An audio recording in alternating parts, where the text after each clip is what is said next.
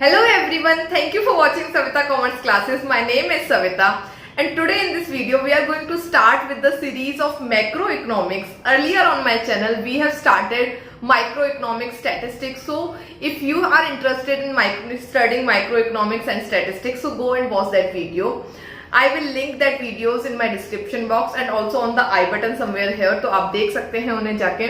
So we will study today chapter number 1 of macroeconomics, which is circular flow of income. So if you think this video is helpful for you, what you have to do is you have to subscribe to my channel, hit the like button and share this video to all the friends who want to study economics, accountancy. You can start with me with microeconomics, statistics, Indian economy and macroeconomics also. So guys, let's start our chapter number 1 of macroeconomics, which is circular flow of income. In this we will study how the income is generated, how the income is distributed and how the expenditure is done. Okay in तीनों के बारे में हम बात करेंगे. तो चलिए पहले इंट्रोडक्शन देख लेते हैं. इसका इंट्रोडक्शन में हमने पढ़ना है what is factor services and what are the factor payments. So factor services के बारे में हम अपना चैप्टर 1 ऑफ माइक्रो इकोनॉमिक्स में पढ़ के आ चुके हैं. सो अगर आपने वो वीडियो नहीं देखी है जाइए और उस वीडियो को देखिए, क्योंकि आपका कंसेप्ट क्लियरिटी में वो वीडियोस बहुत ज़्यादा हेल्प करेंगी, which is chapter 1 of micro economics. मैं आपको लिंक दे दूंगी आई बटन पे, जाके देखिएगा आप उसे. तो फैक्टर ऑफ प्रोडक्शन क्या क्या है? फैक्टर ऑफ प्रोडक्शन हर वो सर्विस है जो हेल्प करती है किसी भी गुड्स एंड सर्विसेज को बनाने में. मतलब कि जितने भी हम फैक्टर्स यूज करते हैं गुड्स एंड सर्विसेज को बनाने के लिए, उनको बोला जाता है फैक्टर ऑफ प्रोडक्शन या फिर factor services. There are 4 factor of production. The first one is land, other one is labour, capital, enterprise. मतलब कि किसी भी गुड्स और सर्विसेज को बनाने के लिए हमें 4 चीजें चाहिए हैं. पहली है लैंड, दूसरा है labour, other one is capital and the fourth one is enterprise. मतलब कि हमें 4 चीजें चाहिए हैं, land, labour, capital and enterprise. इन 4 चीजों के बिना हमारी गुड्स एंड सर्विसेज नहीं बन सकती हैं. ठीक है, तो चलिए जी, फैक्टर ऑफ प्रोडक्शन हमने देख लिया है कि इन 4 चीजों के बिना काम नहीं चल रहा है. उसके बाद देखिए, जब हम फैक्टर ऑफ प्रोडक्शन को इकट्ठा कर लेंगे और सामान हमने बना भी लिया, उसके बाद हमने करना क्या होता है, इन फैक्टर ऑफ प्रोडक्शन को बदले में कुछ ना कुछ तो हमें देना पड़ेगा. फ्री में तो किसी से हमने काम कराना नहीं है. तो फ्री में काम नहीं कराना है तो देखिए इनको बदले में क्या दिया जा रहा है. अगर मैं किसी से लैंड ले रही हूँ तो मेरे को क्या देना है, उसको रेंट देना है. कि मैंने किसी की बिल्डिंग उधारी पे ली है, या फिर मैंने किसी से ज़मीन ली है रेंट पे अपनी फैक्ट्री का सेटअप करने के लिए, तो मुझको उसको बदले में क्या देना पड़ेगा, मेरे को उसको देना पड़ेगा रेंट. अगर मैंने एम्प्लॉयज़ को हायर किया है, लेबर को यूज़ किया है, किसी की लेबर को यूज़ किया है क्योंकि मेरे को मशीन सेटअप करने में, फैक्ट्री सेटअप करने में, काम करने में और गुड्स एंड सर्विसेज को प्रोड्यूस करने में लेबर की ज़रूरत पड़ती है, तो मेरे को लेबर को क्या देना पड़ेगा, वेजेस देना पड़ेगा. ठीक है, अब मेरे को पैसा चाहिए था. हमने सबसे पहली एंट्री ही जो पढ़ी थी 11th क्लास के अंदर, अगर आपको अकाउंटेंसी याद है, cash account debit to capital, तो वहाँ पे हमने पढ़ा था कि कैपिटल को क्या देते हैं इन रिटर्न, इंटरेस्ट देते हैं. बिल्कुल याद है, हमें बिल्कुल कनेक्ट करने की कोशिश की है. तो कैपिटल को रिटर्न में क्या दिया जाएगा, इंटरेस्ट दिया जाएगा.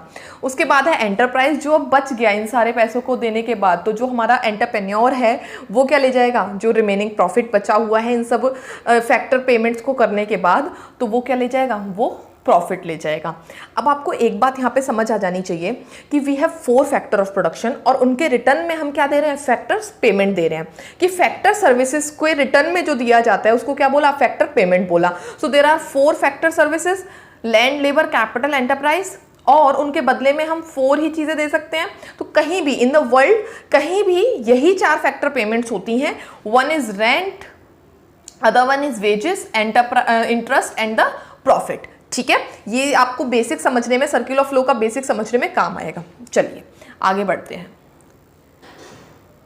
Factor of production are combined together. जो ये फैक्टर ऑफ प्रोडक्शन थे 4, लैंड, लेबर, कैपिटल, एंटरप्राइज, इनको कंबाइन किया जाएगा साथ में क्या करने के लिए, to produce goods and services. Goods and services को बनाने के लिए इन फैक्टर ऑफ प्रोडक्शन को एक साथ में कंबाइन किया जाएगा. Okay, let's take an example. और इस एग्जाम्पल के बाद आपको ये पूरा चैप्टर समझने में बहुत आसानी हो जाएगी. तो देखिए, एक मिस्टर एक्स हैं. मिस्टर एक्स जॉब करते हैं लेट्स से पार्ले जी की कंपनी में. ठीक है, पार्ले जी सुना है ना, बिस्किट है, जी माने जीनियस, बिल्कुल. पार्ले जी की कंपनी में मिस्टर एक्स काम करते हैं. और मिस्टर एक्स जब काम करते हैं तो सबसे पहले प्रोडक्शन में वो काम करते हैं. Let's say he is the production manager, तो वो प्रोडक्शन में हेल्प करते हैं. ठीक है, और नेक्स्ट मंथ उनकी सैलरी आ जाती है. जब वो काम करते हैं उसके बाद उनकी सैलरी आ जाती है. ठीक है, अब उस सैलरी के आने के बाद वो क्या करते हैं, वो अपने घर जाते हैं और कुछ खर्चा करते हैं। सबके घरों में यही होता है, मैं सिर्फ मिस्टर एक्स का एग्जांपल नहीं ले रही हूँ, सबके घरों में यही होता है। We do some work somewhere और उसके बाद क्या करते हैं, हमें सैलरी मिलती है एवरी मंथ और उस सैलरी को हम अपने किसी ना किसी एक्सपेंडिचर के ऊपर खर्च कर देते हैं। उन एक्सपेंडिचर्स को हम कंजम्पशन एक्सपेंडिचर बोलते हैं, ठीक है। अब जब मिस्टर एक्स ने पहले तो काम किया, तो वो जो काम किया है ना मिस्टर एक्स ने, उसको बोलेंगे प्रोडक्शन फेज, कि वो काम कर रहे थे, हेल्प कर रहे थे किसी प्रोडक्ट को बनाने में। उसके बाद उन्हें प्रोडक्शन फेज के बाद सैलरी मिल गई, ठीक है। अब जो उन्हें सैलरी मिली है ना भाई, वो है डिस्ट्रीब्यूशन फेज। डिस्ट्रीब्यूशन फेज का मतलब है कि उनको अब अपनी इनकम मिल गई है। पहले वो इनकम जनरेट कर रहे थे कि अपनी इनकम को बनाने का काम कर रहे थे, और अभी उनको वो इनकम मिल गई है, ठीक है। अब उसके बाद उन्होंने क्या किया, उस सैलरी को मिलने के बाद उन्होंने एक्सपेंडिचर किया, राइट। अब ये कौन सा फेज हो गया, ये हो गया एक्सपेंडिचर फेज, कि 3 काम है। सबसे पहले हम इनकम को जनरेट करने की कोशिश करते हैं, फिर हम क्या करते हैं, उस इनकम को हमें मिल जाती है वो इनकम, और उसके बाद हम एक्सपेंडिचर फेज के अंदर आ जाते हैं, जब हम खर्चा करना शुरू करते हैं। तो देखिए आप फेजेस ऑफ सर्कुलर फ्लो पढ़ लेते हैं, अभी एग्जाम्पल से शायद आपको समझ भी आ गया हो, फिर से एक बार देखते हैं। तो हमारा फर्स्ट जो फेज होता है that is production phase. Production phase का मतलब होता है जब हम गुड्स एंड सर्विसेज को बनाना शुरू करते हैं। गुड्स एंड सर्विसेज किसके थ्रू बनती है, फैक्टर ऑफ प्रोडक्शन के थ्रू गुड्स एंड सर्विसेज को बनाते हैं। तो जब हम गुड्स एंड सर्विसेज बना रहे हैं तो what we are doing is we are generating income, क्योंकि हमने क्या किया है, हमने बहुत सारी लेबर और एम्प्लॉयज को काम पे लगाया हुआ है। जो भी फैक्ट्री का ओनर है, तो what they are doing is they are generating income, income बनाने का काम कर रहे हैं। उसके बाद जब वो सामान बन जाता है तो एम्प्लॉयज को क्या मिलती है, एम्प्लॉयज को मिलती है सैलरी, उसको हम बोलते हैं इनकम फेज बोलते हैं, जिसके अंदर डिस्ट्रीब्यूशन ऑफ इनकम किया जाता है। मतलब कि जितने भी फैक्टर सर्विसेज थी, लैंड लेबर कैपिटल एंटरप्रेन्योर से जो पैसा, जो काम हमने करवाया है, उस काम के बदले अब हम क्या दे करेंगे, उन्हें पैसा देंगे। मतलब कि यहाँ पे हमने लैंड लेबर कैपिटल और एंटरप्राइज को क्या किया है, यूज किया है, और उनको यूज करने के बाद अब यहाँ पे हम डिस्ट्रीब्यूशन ऑफ इनकम फेज के अंदर हम क्या कर रहे हैं, उनको रेंट देंगे हम यहाँ पे, उनको इंटरेस्ट देंगे हम यहाँ पे, और उनको फिर से हम प्रॉफिट देंगे, और जो भी हमारा फैक्टर पेमेंट्स होती हैं उनको हम पे करेंगे, ठीक है। उसके बाद हमारे पास आता है अपना third phase which is expenditure phase. अब वो पैसा कमा लिया, एम्प्लॉयज अपने घर वो पैसा लेके जाएंगे। उस पैसा कमाने के बाद एम्प्लॉयज को क्या चाहिए होता है, एम्प्लॉयज भी खर्चा करते हैं अपने कंजम्पशन एक्सपेंडिचर में। तो जो सामान ऑब्वियसली फैक्ट्रीज में बना होता है, जो कंपनीज ने बनाया है, उसी सामान को अब एम्प्लॉयज क्या करेंगे, बाय करेंगे। तो इसको हम बोलते हैं एक्सपेंडिचर फेज या फिर डिस्पोजिशन फेज, ठीक है। इसके अंदर क्या किया जाएगा कि जो सामान बनाया था कंपनीज ने, अब उस सामान को एम्प्लॉयज जो हैं या पब्लिक जो है वो क्या करेगी, वो खरीदेगी, और जब वो एक्सपेंडिचर करेगी तो वो पैसा पहुंचेगा किसके पास, वो फेज के पास ही जहां से प्रोडक्शन शुरू हुआ था। मतलब कि कंपनीज के पास ही वो पैसा वापस पहुंच जाएगा, और वापस से वो क्या करेंगे, वो कंपनीज फिर से वही सर्कुलर फ्लो चलेगा। वो फिर से उस पैसे को इन्वेस्ट करेंगी लैंड लेबर कैपिटल एंटरप्राइज में, उसके बाद इनकम जनरेशन का काम करेंगी, फिर इनकम को डिस्ट्रीब्यूट करेंगी। अगेन वो इनकम हाउस होल्ड सेक्टर के पास जाएगी, और हाउस होल्ड सेक्टर उस पैसे से क्या करेगा, आगे फिर से एक्सपेंडिचर करेगा, और फिर एक्सपेंडिचर आगे फिर से कहाँ जाएगा, प्रोडक्शन फेज के पास चला जाएगा। मतलब कि फिर से कंपनीज के पास पहुंच जाएगा, और ये सर्कुलर फ्लो चलता रहता है। ये सर्कुलर फ्लो कभी भी बंद नहीं होता, इसकी ना ही कोई स्टार्टिंग है और ना ही कोई एंड है। कुछ नहीं समझ में आ सकता है आपको, इसीलिए इसका नाम सर्कुलर फ्लो ऑफ इनकम है, कि इनकम एक जगह से शुरू होती है, फिर वो चलती जाती है, फिर से उसी जगह पे पहुंचती है, फिर शुरू होती है और फिर चलती चली जाती है। मतलब कि कोई भी स्टार्टिंग और कोई भी एंड पॉइंट इसका नहीं है। अपने नॉर्मल एग्जांपल से लेके देखिए, अपने घर से लेके देखिए, जब हम पैसा कमाते हैं, उस पैसे को हमने प्रोडक्शन फेज के अंदर कमाया, इनकम फेज के अंदर हमें वो पैसा मिला। अब वो जब पैसा मिल गया तो हम वापस क्या करते हैं, हम वापस मार्केट में जाते हैं उसको खर्चा करने के लिए। अब जब हम खर्चा करने के लिए उस पैसे को मार्केट में जा रहे हैं, तो हम खर्चा करेंगे, और वो पैसा अल्टीमेटली पहुंचेगा कहाँ, वो मनी अल्टीमेटली पहुंच जाएगी प्रोडक्शन के पास, जहां से कंपनीज ने वो काम करना शुरू किया था। मतलब कि वो एक्सपेंडिचर जब हम कर रहे हैं तो वो पैसा वापस से कंपनीज के पास पहुंच गया। इसका मतलब है कि there are 3 phases of circular flow. One is production phase, other one is income phase, फिर हमारा है एक्सपेंडिचर फेज, और इसी में वो जो पैसा है, वो मनी है, वो क्या करती रहती है, घूमती रहती है। ठीक है गाइज, आई होप आपको समझ में आ गया होगा। So let's study the sectors of an economy. There are 5 sectors in economy. The first one is production sector, that is producer sector. Producer sector हमारे लिए क्या करता है, फैक्टर सर्विसेज का यूज करके गुड्स एंड सर्विसेज को बनाने में हेल्प करता है। Other one is household sector. House hold sector हमारे लिए क्या करता है, हाउस होल्ड सेक्टर के पास जितने भी फैक्टर सर्विसेज हम यूज करते हैं उतने वो सारे के सारे फैक्टर सर्विसेज होते किसके पास है, वो हाउस होल्ड सेक्टर से ही तो जाते हैं। हाउस होल्ड सेक्टर का मतलब है हम लोग जो घरों में रह रहे हैं, हम हाउस होल्ड सेक्टर के अंदर आते हैं। तो हाउस होल्ड सेक्टर के अंदर हम ही तो जाते हैं जॉब करने के लिए, हम ही तो कैपिटल प्रोवाइड करा रहे हैं प्रोडक्शन सेक्टर को, हम ही तो लैंड देते हैं उन्हें, हम ही तो इंटरप्राइज प्रोवाइड कराते हैं उन्हें। इसका मतलब है कि हाउस होल्ड सेक्टर क्या है, ओनर है किसका, ओनर है फैक्टर ऑफ प्रोडक्शंस का। लिखा भी हुआ है, साफ साफ देख लीजिए कि household are the owner of factor of production, कि हाउस होल्ड क्या है, ओनर है फैक्टर ऑफ प्रोडक्शन के। जो फैक्टर ऑफ प्रोडक्शन यूज किए जाते हैं प्रोड्यूसर सेक्टर के द्वारा, उनका ओनर कौन है, हाउस होल्ड सेक्टर है।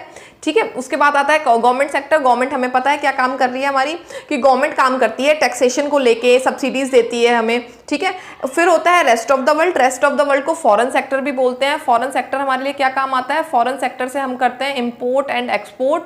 इंपोर्ट एंड एक्सपोर्ट कैसे करते हैं, इन सबको हम फॉरेन एक्सचेंज वाले चैप्टर के अंदर पढ़ेंगे, बीओपी के अंदर पढ़ेंगे।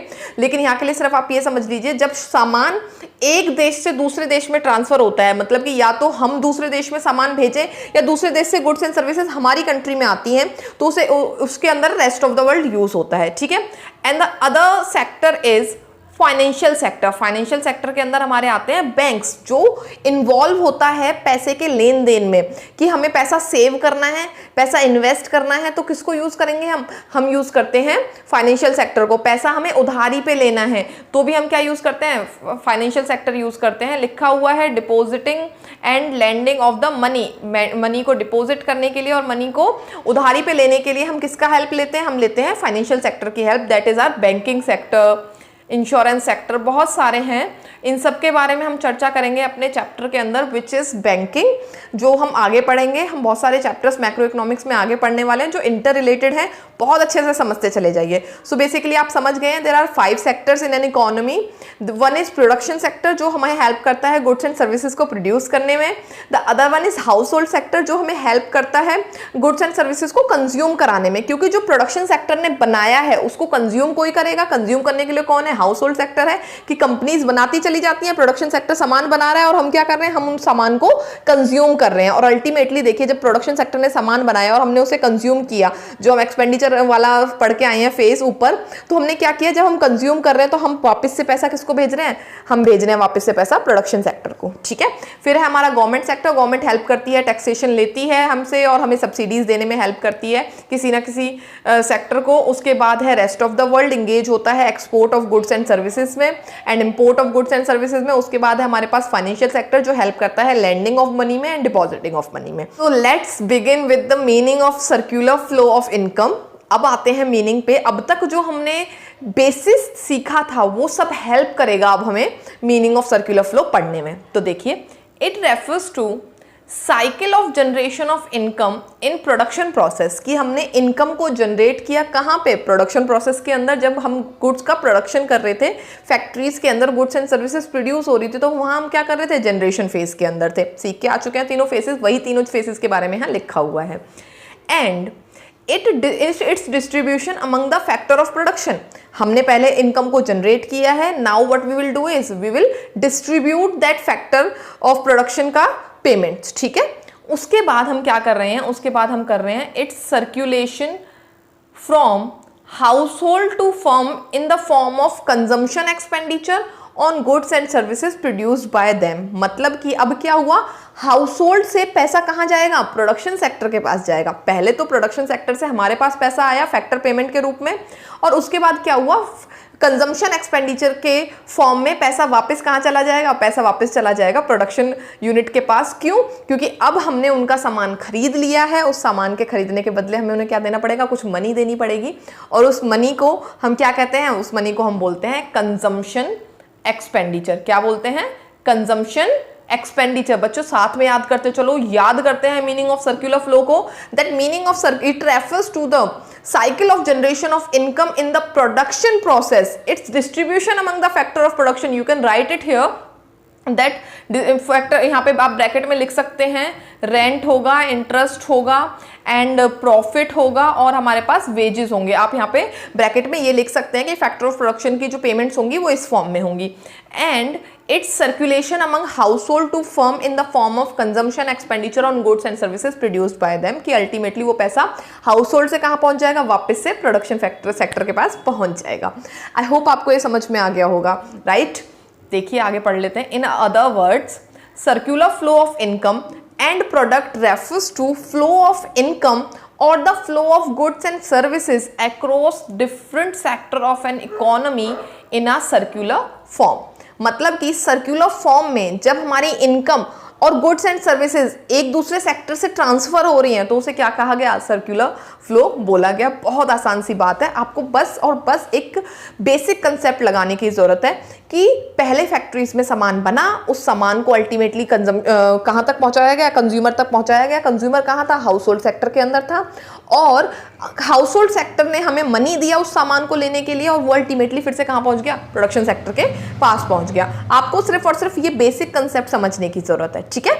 This flow is known as circular flow of income because this flow has neither any ending और एनी बिगिनिंग। ये मैंने आपको पहले भी बता दिया था कि इसको सर्कुलर फ्लो ऑफ इनकम क्यों बोलते हैं, बिकॉज ना तो हमें पता है कि ये इसकी शुरुआत कहाँ से हुई, क्योंकि जो पैसा है वो मनी ट्रांसफर होती रहती है। ये तो नहीं है कि आपने जो 10,000 रुपये मान लेते हैं इस महीने में कमाए, तो वो 10,000 के 10,000 आपने जब्त करके रख दी हैं तिजोरी के अंदर या फिर अलमीरा के अंदर और आप वापस उन्हें कभी नहीं निकालेंगे। ऐसा नहीं होता है। Whenever we earn money we expend it also. हम उसे क्या करते हैं, एक्सपेंडिचर भी उसका करते हैं। एक्सपेंडिचर करने के लिए हम क्या करते हैं, कुछ ना कुछ गुड्स एंड सर्विसेज खरीदते हैं, गुड्स एंड सर्विसेज खरीदते हैं, मार्केट जाते हैं और उसको खर्च करते हैं। तो अल्टीमेटली वो पैसा कहाँ पहुंच जाता है, प्रोडक्शन सेक्टर के पास पहुंच जाता है। आई होप आपको ये समझ में आ रहा होगा और ये लेक्चर आपको हेल्प कर रहा होगा सर्कुलर फ्लो ऑफ इनकम समझने में। Thank you for watching this video, guys. In our next lecture, we will study real flow, money flow, circular flow model of two sector and many other concepts which are there in circular flow chapter. So stay tuned.